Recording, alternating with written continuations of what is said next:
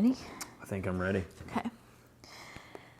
Hello everyone and welcome back to my channel. I know it has been a while since I posted a video. We've had a great summer so far. June was like a crazy busy month for us, but all in the best ways, and I'm going to be having vlogs about that coming up here soon. Can't wait to see them.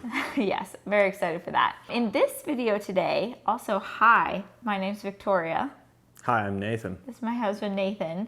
My channel is called Wild Mother, where I make videos. Sometimes you're featured in them.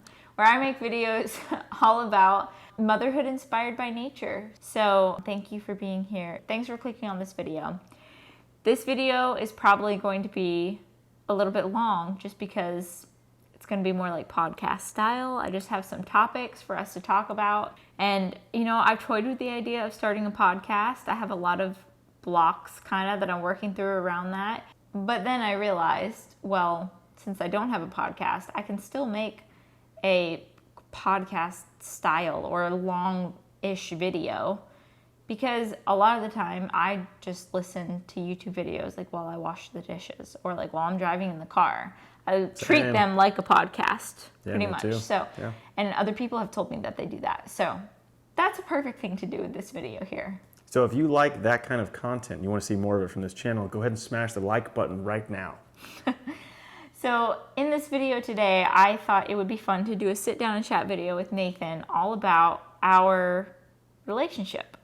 And I have a couple points and topics that we can like dive into, but really I just kind of wanted to just go with it and just share about like some of the history of our relationship, and then how our relationship has changed since kids, and how we picture our like ideal type of relationship and life, and how it differs from like the model that we were taught growing up. And also how we've improved our relationship, not only since having kids, but specifically in the last 6 months. Yeah. Honestly, this could be like 9 videos. So, where do we start? I think we start at the beginning. 10 years ago. We've been together for 10 years. Blows my mind. Been married for 8. We're both 28. Yeah. So, we got married pretty young. We're high school sweethearts. We got together in the senior year of high school. Yeah, and then I was 19 when we got married and he was 20. We were young. We were dumb. No, I'm just kidding. No, we were pretty smart. We were smart. I'm just kidding. We were dumb in love. Madly in love. Maybe Madly that's better. in love, yeah. For our age. We felt that we were meant to be together. And I would say, even though there was like definitely some emotional maturing that we had to do, generally I would say we were relatively mature. Grand scheme of things, we were on the right path. Right. We knew what we wanted in life. We had long-term goals. Long-term vision. And we've been following those goals ever since. And it's been working out. It did. It worked out. Yeah, for sure. And I definitely had, like, we had people in our life, like both on both sides of the spectrum. Like I would say the majority of people were really supportive and wanting us to get married. And then like we also had some random people. Like that one dentist.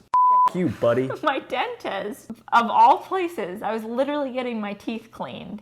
And I told my dentist that I was like engaged, or he saw the ring or something, that I was about to get married in a few months. He literally said something to the effect of, "That's the dumbest thing I've ever heard.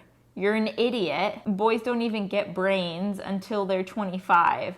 You're an idiot to get married at 19. Like he did call me an idiot. I know that. He said like, "You're an idiot for doing this." Completely inappropriate.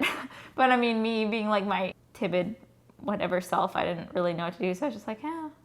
But I didn't go back to him. That makes sense.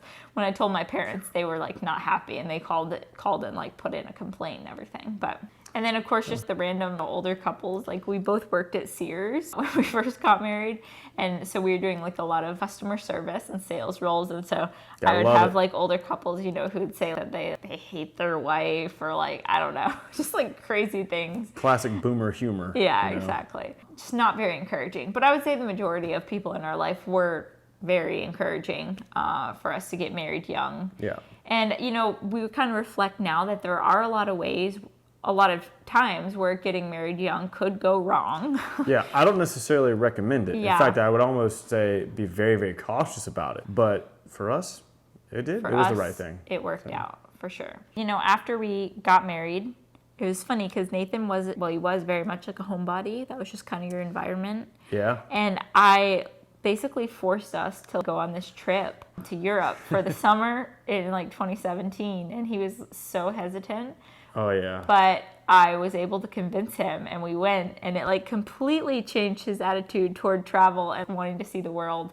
And now he just loves to travel. And Yeah, it's one of my favorite things now. yeah, so that's an example of how I pulled you out of your shell. And Yeah, she opened my eyes. I have these little notes on my phone where I'm like referring to different topics that I thought of for us to talk about. So now let's talk just briefly about how purity culture affected our marriage, both the good and the bad. I've touched on it in some other videos about some ways that I felt like it affected me as a person growing up, in my view of like my body, some fears that I had, and like how I viewed other men, and like how I felt like I had to dress. But I haven't really touched on how I felt like it affected our marriage some. One result of purity culture was that we have never been with anyone else because we basically saved ourselves for marriage. And so we were each other's first and only. And so in one way of looking at it, we don't have a lot of what some people would call baggage from past relationships that really, got us feeling attached to someone else, or like being really involved with an ex, having a lot of painful memories. There's nothing like that. So that is one nice thing about it, is that we've had all of our experiences with each other have been each other's firsts, and all of our, memorable first experiences were with each other. And I definitely think we could have had that anyway, just by like being high school sweethearts. But the purity culture kind of added in a lot of guilt and like shame on top of it for even like feeling feelings for each other.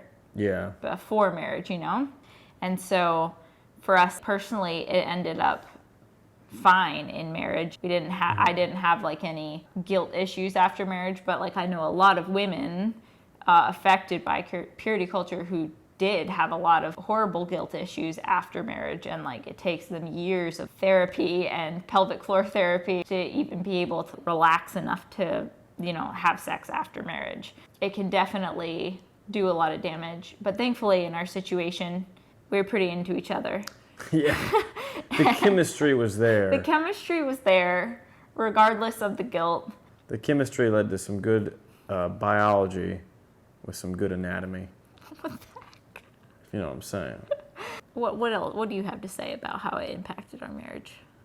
I think one of the kind of longer lasting effects of it that we thankfully don't have an issue with anymore, but like maybe it was more of an issue in the first couple of years, is that just kind of one of the concepts of purity culture being that people are constantly, like men or women, are constantly being lustful after anybody they see or catch a glimpse of. So that leads to being like to trust issues, essentially, of like, are you, doing something behind my back? Are you like looking at those girls, or are you looking at those guys, or are you imagining somebody else? All kinds of things like that. Because if you, like, for example, from Tori's perspective, if she's been told her whole life that she has to not wear a bikini because it would cause other people to have a problem with lust, or shorts. Or even shorts, or tank tops. Yeah. By default, that then means that, that other girl that's near my husband is wearing something like that. That's going to make him lust. And and that's like, and so it starts a whole trust issue thing, and it like starts, it could be a problem for women, like having issues with other women because they feel like they're being, it pits women against each other. Yeah, and it's also putting a ton of, I guess, a lack of trust on men, and saying that men are like little children that can't control themselves too. So it's like, which is how it was always painted. Yeah. To us. Because if it's the girl's responsibility to cover up, are you saying the man's helpless to control himself and can't do anything? It's like, which should not be. If that's the case, the man is not a man; he's a child, and he should be treated like one. Yeah, exactly. And it's just dehumanizing to everyone, really. It definitely made me have trust issues, and it kind of affected us that way. And kind of what helped heal that, when I was able to start questioning and like take a step back and really become aware of the connection, because I didn't even connect the fact that like I'm having these trust issues. Where does it stem from? I didn't even look back to where it stemmed from and think that it could be from the like things I was taught and the things I embraced as a teen. And then I was just driving in the car one day after I had kind of started my conscious awareness journey, like starting to become aware of my own thought processes, my own thoughts and like my behaviors and trying to like view it from a third perspective almost. And I was just driving in the car and I was like, wait a minute, this makes so much sense that I'd be having trust issues because I was like, I'm so worried that he's in the store like wanting to be with someone else or checking someone else out, because that's always been my perspective of men. Like that's what I was always taught. So of course I would think that, like of course it would lead to trust issues. That makes a lot of sense. And then I realized this is all something in my mind that I was taught and that I like believed, but it's not actually true, which of course he told me a gazillion times it wasn't true, because I would ask him all the time. I was very pestering. Yeah. He was very patient. I would ask him all the time and he always reaffirmed me of his love and his loyalty and how he thought I was, the prettiest. Which, was fine to do back then because we had nothing to do but love each other. Nowadays with kids and like more stressful careers, I don't think I'd have the mental energy for that much reassurance. So I'm really glad that we've made it through that I'm so glad phase. We worked that out. Like, we're both now way more mature and way more understanding. The undue stress that caused. Yeah, ridiculous. Yeah, and also just like putting so much pressure on us both. But like I really thought that I had to have sex with him every night or he would have a wandering eye. Yeah. That's crazy. At the time, I wasn't complaining. No, and it was fine for me too. It was fine. But how sad is that? I thought that, and that's like, that takes the enjoyment out of it when you're constantly stressed. Like, we didn't get to it last night because I was like so tired. What's he doing? You know what I mean? Like, just, it's very just not helpful at all, really.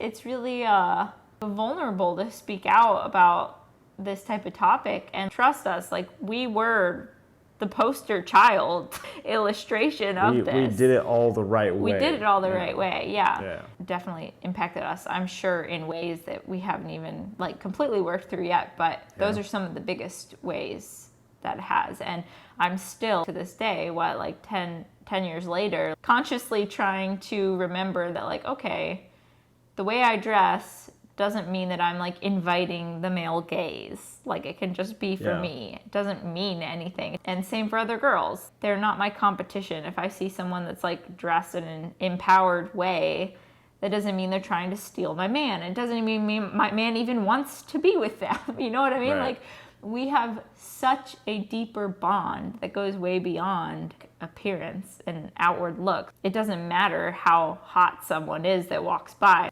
We have children together. We have emotional connection.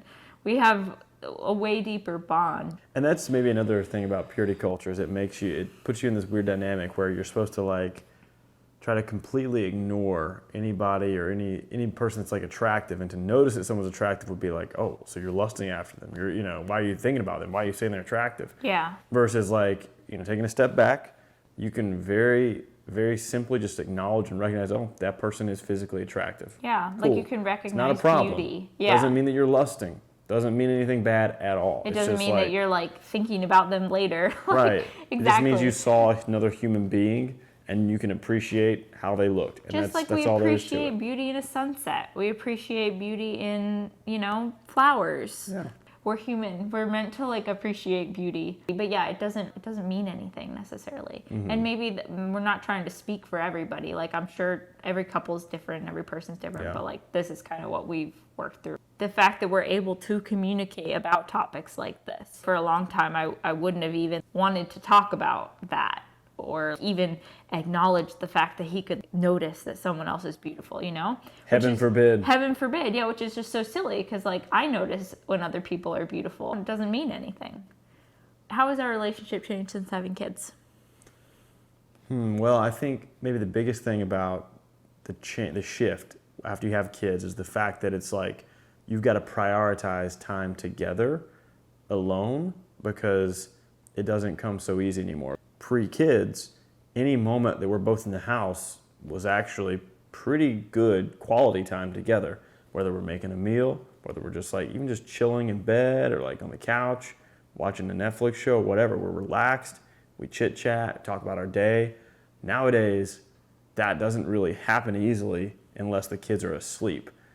And they might not be asleep for more than a couple hours before they start waking up or before we need to go to bed so that we can wake up first thing in the morning and go to work. So like the amount of time we have with each other, I feel like, is extremely limited as far as the same quality of like Yeah. relaxed time where it's just us. We won't get interrupted. And we can decompress from the day. And even now, like, even if we have time alone, sometimes we're like, man, I'm so burned out from work or from watching the kids all day. I need time alone. I don't even want to talk that much, even though I would love to see you. Yeah. So it's like, we have to be very intentional about our time, what we want out of an evening. Like, I love to say when I get home from work, like, hey, what do you want to do tonight? What do you want to do together tonight? You know, so we can know, are we having a date night tonight? Or do we want to talk tonight? Do we want to watch a show tonight? Do I want to go run? And she wants to work on the blog or the YouTube channel, you know? Yeah. So things like that is so much more important to prioritize, whereas before it just came so easy. And I could see where if you weren't good at prioritizing or communicating, it would just seem like everything was different and it could never be good again and it was all falling apart. Even prioritizing communication is still tough. It is a game changer, though. Like saying your expectation clearly and stating what you need and being able to meet that for the other person. I don't know how people don't do that. I don't know how people don't do that either, because I'm legitimately not trying to sound like a whiny housewife or something, but like some days are so hard being a stay-at-home mom with little kids. Not all days are hard, but some days are really hard, and I just think to myself, like, it would be so much easier to just go out and get a job. You get to be alone on the car ride, you can listen to podcasts there, you get to interact with adults, and then you get to be alone on the car ride back. Like, it doesn't really sound that bad.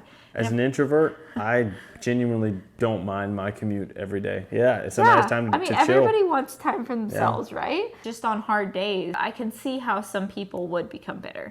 But on the flip side, you know, the grass is always greener. I could see how people that go work outside the home and then miss their kids are like, oh, my wife, like, she has it so easy. But anyway, all that to say, some days are really hard, and by the time he gets home, many days I'm receiving him with loving, welcoming arms, and we're all happy, and the house is clean and dinner's ready. And other days, everything is falling apart, and I'm almost crying, and dinner hasn't even been started. And as soon as he comes in the door, I run upstairs and close the door and lay on my bed. So I just feel like couldn't be a good stay-at-home mom if I didn't have a partner like you, who, when you come in the door, is like, how can I help? What do you need? What can I do?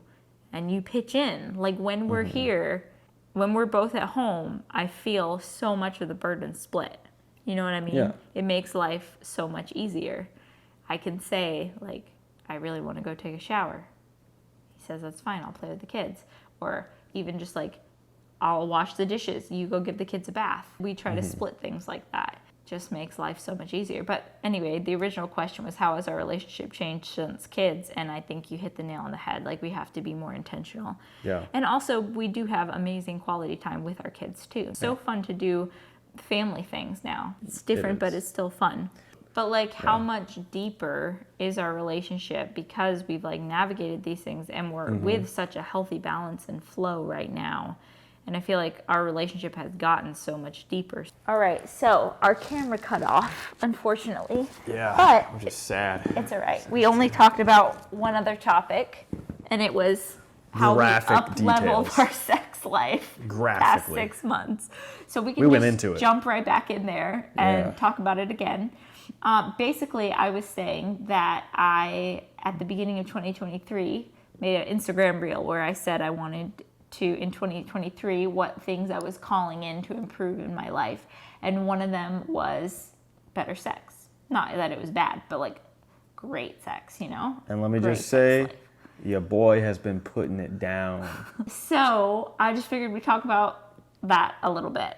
Because like, coming from the background that we came from, it can feel taboo to talk about, and just society in general. Maybe like not even necessarily in religious circles, but just society in general. It feels sometimes taboo to talk about, but like literally every couple and most people in the world do it.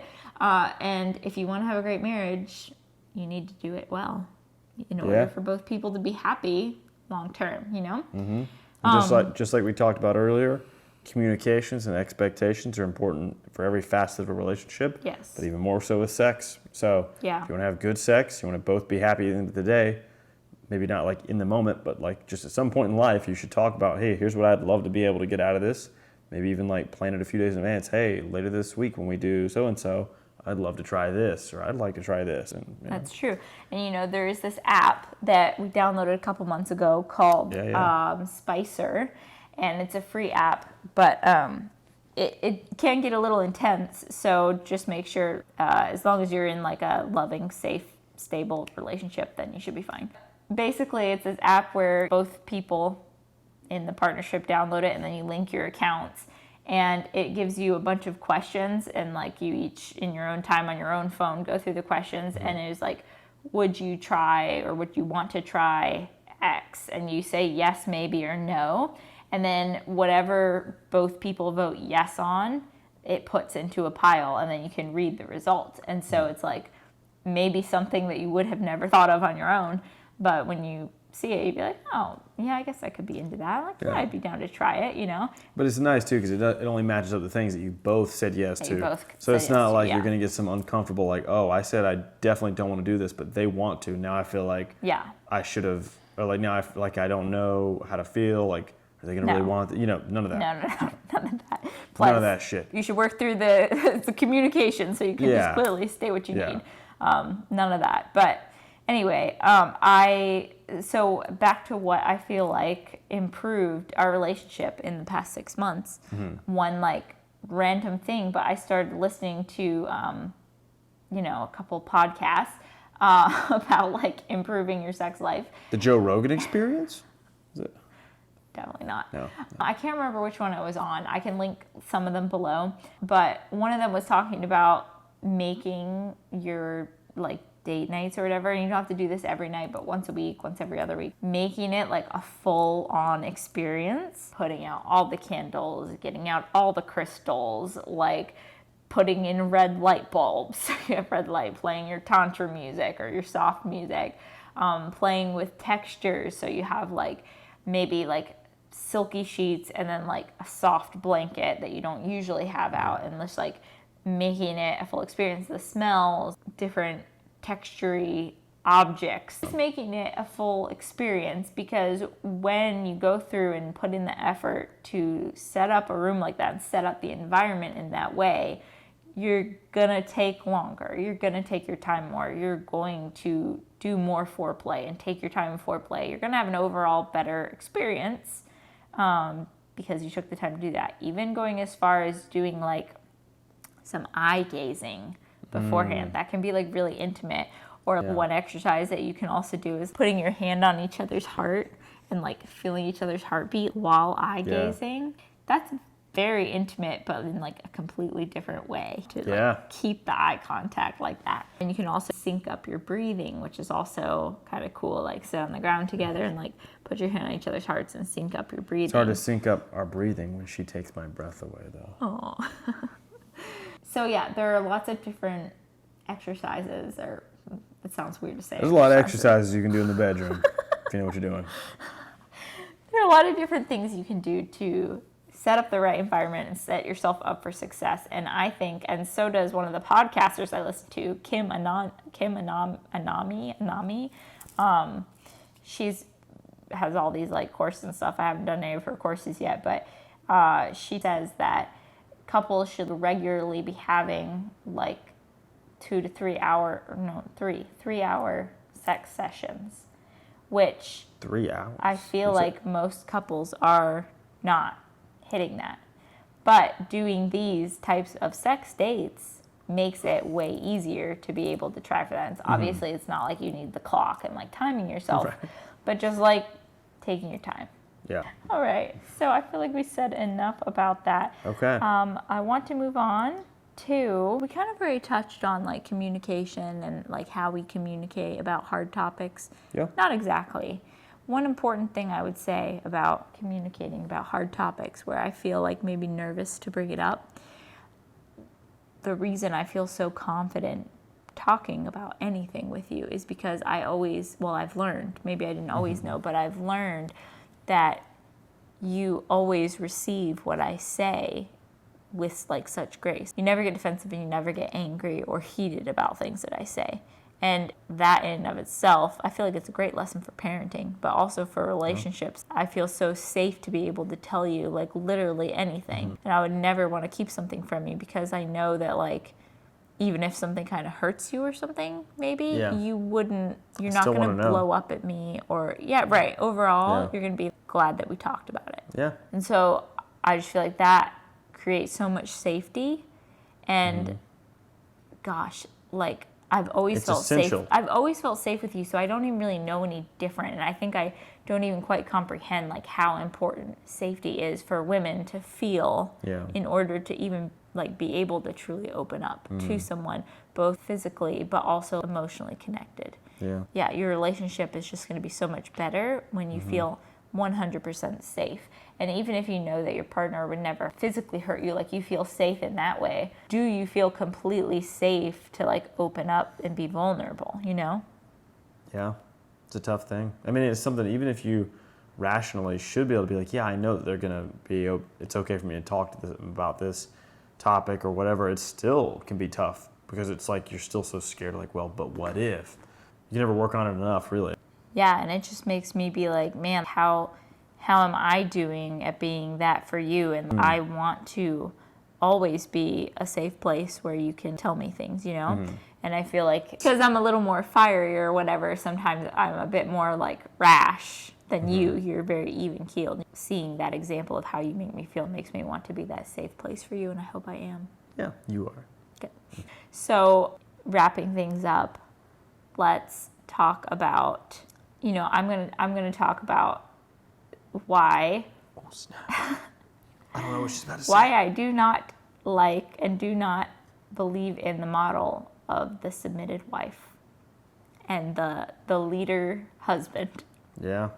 I've been trying to get her to submit since day one, and it's just been a losing uphill battle the whole way. I used to think I Screw should it. submit. Yeah. So I used to be like, but why? you did. Who You were very cares? chill. I actually feel like, and this is controversial. I don't think Nathan completely maybe agrees with me 100% on this, and that's okay. We can each have our own opinion. But I feel like women are intuitive, particularly as mothers, when you are living consciously and know that you have an intuition and you've practiced listening to it.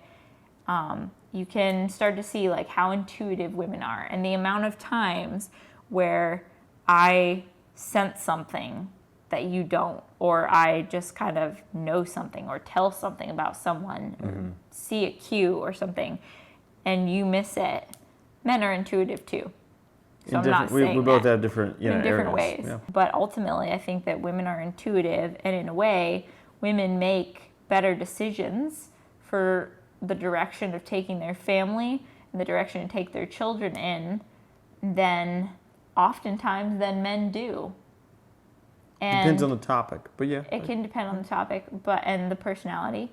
But often I think that, and my dream partnership, my ideal, is 50-50 everything. And that's 50-50 decision making, of course. Yeah, which I And feel like we're already there. We are always like We're an equal partnership. always talking about everything. Yeah, and like listening to each other and listening to how each other feels. That's just like a given. But I just fundamentally do not like the idea of like, yeah, we listen to each other's counsel, but ultimately there has to be one decision maker in the family, and it's going to be the man, And I don't even know why that would be the default. That goes because against if there the whole- should be a default, it should be the woman, because she tends to be more intuitive. I think we both have more like voting power on certain topics, right? So like we're 50-50, we make decisions equally, but then like, yes, on things about the kids and like maybe for health, I defer to what she says. Like we'll both talk about it, but then if I don't feel super, super strong about it, I'm going to say, okay, let's go with what you're thinking here. And then certain things like I'm partially because of my career, I'm an accountant, maybe I get more of the default vote on financial matters. We definitely talk about it all beforehand, but then maybe she'll be like, you know what, I trust what you're thinking here. Let's do what you're thinking, Yeah. And so it's like we both have areas where maybe we might take the lead on, but it's still all decisions that are made together. It's all consensual. And anything that's like a massive, big decision, we both need to be in agreement. We don't just say, all right, fine, do it your way. That's not how we do it. No. And more so with the 50-50, my vision and what I want is ultimately for us to be able to do everything 50-50, including who brings in the money. You know what I mean? Yeah. And our time. Like I want to be together all the time. I love being together and I hate having to be apart. And I know not every couple maybe works well that way. I love being together. We love being together. I've worked with people in the past where they like get home from a vacation and like, man, so glad I'm done with the vacation so I don't have to be with my family anymore and I can just go to work. And it's like, wait, really? Like you couldn't stand your family for a week? Like, come on. Yeah, it's so sad. So yeah, my ideal, what I would love and the vision I'd love to create is who brings in the money is like equal 50-50. The time that both bringing in a lot of it. Yeah. That's the, yeah. The time that we spend working is 50-50. Like our schedule is flexible and able to be where we're each 50-50 with the kids. So Yeah. like one of us spends time with the kids in the morning while the other one is able to go and work. And then the other one spends time with the kids in the afternoon while the other one is able to go and work. And being able to split household things 50-50, the spending time with the kids 50-50. Like, I know it makes it sound like a custody agreement or something when I talk like that, but I just mean like I think that's such a beautiful picture. Yeah, like I want to be able to be an equally large presence on my kids' like childhood and their growth. I mean, I love seeing when I come home from work, they're so excited to see me. They yell like, "Dad," and they come running to give me hugs, but then it's like, you know, another hour or two and it's time for bed. Yeah. And so it's like I've got a very kind of small window to be with them on a regular work day. Yeah. So that's why I definitely try to maximize my time on the weekends. And I mean, you are so great. I do feel like on the weekends we split so much equally. Nathan does the grocery shopping. Nathan, I like doing that. you know, we tag team the laundry together. You keep, you know, go take the kids places and I work. Like, yeah. And it's just so ideal. I just love it. And maybe it's not for everybody, but it's the vision that I'm putting out there that I want for our life. Yeah. So to help us get there, there's a link in the description to our Venmo. If you just want to, you know. Not linking the Venmo, but I am monetized now on YouTube. Hey, that's right. So if you had to hit skip ad after 5 seconds, I know it might have been a minor annoyance, but hey, we may have earned a penny or two off that. So thank you. Thank you. The more views, you know, the more engagement, the better. So like this video. If you liked what we talked about today, leave a comment on the topic you'd like to see on the next video. Maybe this will become the first of a series. Yes, I do make videos on topic that you all suggest. Requests I'm sure are awesome. But yeah, like at least twice now, people have commented like, you should make a video on this. I do, because I love the ideas. So thank you so much for watching this chat, this vulnerable chat with you. Even if like we don't see eye to eye on everything, which is totally fine. Take what resonates, leave the rest. Thanks for your patience with me while I've been taking a little hiatus, traveling and trips we did in June. Although, yeah, let me just say, the vlog is going to be dope. I busted out the drone for it. Years ago, we had a travel channel together before kids, and so we like did some fun videos, and so we kind of did a little flashback to that. That is so true. We did have a travel channel, and it is still up, and it still does get subscribed. Such good memories. I love going back and watching those old videos. Documented all of our travels that we did before we had kids. Comment below if you'd like us to repost all those on this channel. Absolutely not. Don't comment. It's not happening. But I will link it in the description in case you want to go stalk it. You should go watch it. It's a fun way to see a glimpse into our relationship, like literally 5 years ago. That is so true. I was showing Elwin some of our vlogs when we went to Iceland. And if you look at 5 years our ago. Grocery cart, I had Oreos and Cheerios in it. Those are the vegan days. Oh, one of the saddest vegan experiences in my entire life will be the time in Iceland where we were at this restaurant. The only vegan thing they have is this pizza. Cost like $30. Literally, it was like 10 calories in the whole pizza probably. So the weirdest like little crust. It basically just like popped off of the pizza. I'm still so mad about that. But I didn't even know. And I've never been vegan. I didn't know you were mad at the time. That's how incredible you are. Yeah. Well, and I wasn't mad at like You her. didn't let on that you were even mad. It was just the whole situation. Like, number one, it was an expensive pizza. It was like $30. But you know what's funny is $30 now doesn't actually seem that bad. But you got to remember, we were like college students on a budget. Yeah. And Iceland is one of the most expensive countries. So nowadays, that pizza would probably be like $60. Yeah, inflation probably hit it hard. Yeah. But no, yeah, I was just mad. Number one, because it was expensive, and number two, Wasn't even that many calories, so it wasn't going to actually fill us up. And number 3, it wasn't even that good because it was all fake. Bunch of soy crap. Anyway, yeah, go check out the travel videos. They're fun. Thank you so much for watching this video. If you liked it, give it a like. Let me know if you liked it below. If you made it all the way to the end, wow, You're you are amazing. the real MVP. I probably won't even watch it to the end, but... I will, because I'll be editing it. But thank you so much for being here. Peace out, wild mothers and wild fathers. Stay wild. What? Bye. Bye.